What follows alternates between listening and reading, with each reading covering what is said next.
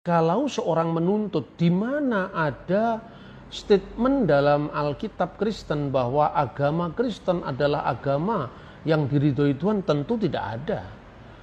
Karena pertanyaan semacam ini muncul dari perspektif Muslim dalam memahami iman Kristen. Akan tetapi apa yang dituntut oleh kebanyakan orang Islam yang memahami iman Kristen dari perspektifnya mungkin bisa dijumpai pada agama Mani. Karena dalam kitab suci Mani ditegaskan bahwa agama yang dibawanya sebagai agama yang sempurna disebutnya sebagai Dina Nuhra. Dan Nabi Mani sendiri mengatakan bahwa dia adalah penyempurna dari nabi-nabi sebelumnya. Jikalau Buddha diutus di tanah India, Zoroaster diutus ke tanah Persia, dan Yesus diutus ke negeri barat, maka aku diutus ke negeri Babel. Dan dia mengatakan bahwa dia adalah penutup segala nabi, mulai dari Adam sampai dengan Yesus. Itulah ungkapan dari agama Mani.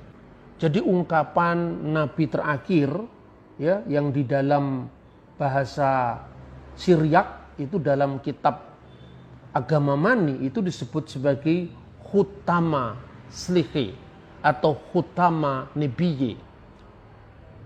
Puncak kerasulan dan puncak kenabian atau materai kerasulan, materai kenabian.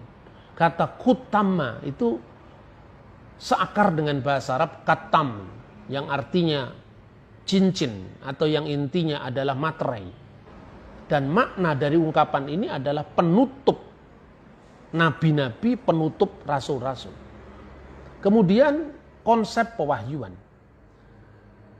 Agama-agama yang meyakini bahwa pewahyuan turun dari langit melalui malaikat itu bisa diurai misalnya agama Mani, juga agama El-Kesaid.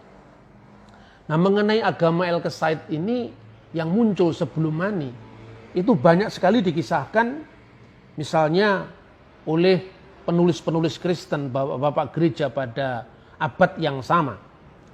Konon dikisahkan pada zamannya Paus Calictus di Roma pada tahun 217 sampai tahun 222. Ada seorang yang bernama Alkibiades yang datang dari Persia dan membawa sebuah kitab yang katanya itu adalah kitab suci El-Kesaid.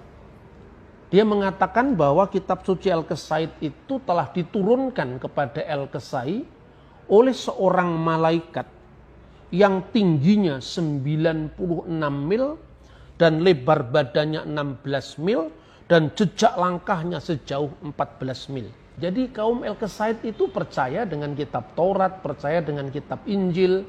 Namun mereka menolak konsep-konsep kerasulan sebelumnya. Dia juga menolak kerasulan Paulus. Dan dia menekankan bahwa dirinya lah sebagai puncak dari kenabian itu. Dan itu yang ditekankan dalam kitab mereka.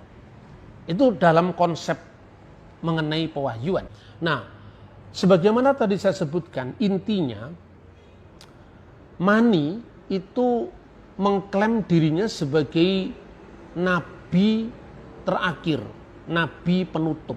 Dia percaya Yesus, dia percaya nabi-nabi sebelum dia ya, mulai dari Adam sampai Yesus. Bahkan Mani ini adalah merupakan penyatuan yang final dari zaman Adam sampai zaman dia muncul.